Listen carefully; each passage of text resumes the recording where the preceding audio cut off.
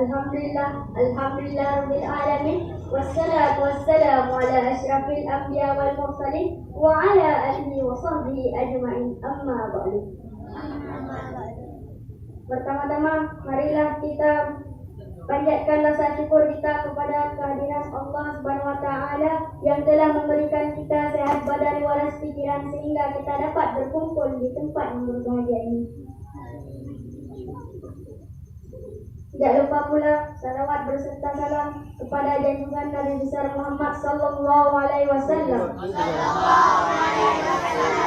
yang telah membawa kita dari alam jahiliyah ke alam Islamiah, dari alam kebodohan ke alam yang penuh ilmu pengetahuan, dari alam kegelapan ke alam yang terang benderang seperti yang kita rasakan pada saat ini. Penghormatan saya kepada pimpinan LPI Miftahul Falah Tengku Abdul Salam beserta keluarga beliau sekalian, dan yang saya sayangi teman-teman seperjuangan dengan saya pada malam ini.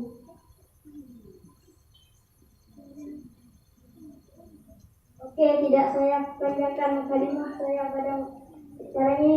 Langsung kita lanjut ke acara muhadarah pada malam ini. Acara pertama, pembacaan ayat suci Al-Quran yang akan dilantunkan kepada Akhi Fahri. Kepada Akhi Fahri, waktu dan tepat kami persilakan.